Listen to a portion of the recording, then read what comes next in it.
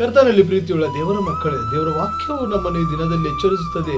ದೇವರ ವಾಕ್ಯವನ್ನು ಕೇಳುವಾಗ ನಮ್ಮ ಮನಸ್ಸನ್ನು ದೇವರ ವಾಕ್ಯದ ಕಡೆಗೆ ನಾವು ಇಡಬೇಕು. ದೇವರ ವಾಕ್ಯ ನಮಗೆ ಹೇಳುತ್ತದೆ, ಎಫೆಸದವರಿಗೆ ಬರೆದ ಪತ್ರಿಕೆ 4ನೇ ಅಧ್ಯಾಯ ಅದರ 4ನೇ ವಚನ, ಎಫೆಸನ್ ಚಾಪ್ಟರ್ 4 ವರ್ಸ್ 14, ನಾವು ಇನ್ನು ಮೇಲೆ ಕೂಸುಗಳಾಗಿರಬಾರದು, ದುರ್ಜನರ ವಂಚನೆಗೂ ದುರ್ಬೋಧಕರ ಕುಯುಕ್ತಿಗಳಿಗೂ ಒಳಬಿದ್ದು ನಾನಾ ಉಪದೇಶಗಳಿಂದ ಕೈಗೆಟ್ಟು ಗಾಳಿಯಿಂದ ಅತ್ತಿತ್ತ ನೂಕಿಸಿಕೊಂಡು ಹೋಗುವವರ ಆಗಿರಬಾರದು. ಈ ವಾಕ್ಯಗಳು ನಮಗೆ ಹೇಳುತ್ತವೆ.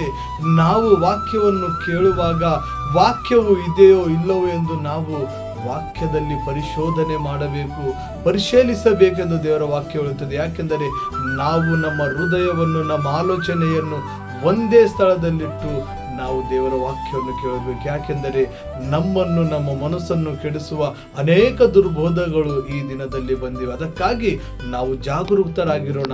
ವಾಕ್ಯವನ್ನು ಕೇಳುವಾಗ ಮನಸ್ಸು ಕೊಟ್ಟು ಕೇಳುತ್ತಾ, ವಾಕ್ಯದಲ್ಲಿ ನೋಡುತ್ತಾ ವಾಕ್ಯವನ್ನು ನಾವು ಕೇಳುವವರಾಗೋಣ. ದೇವರ ವಾಕ್ಯವನ್ನು ಆಶೀರ್ವದಿಸಲಿ.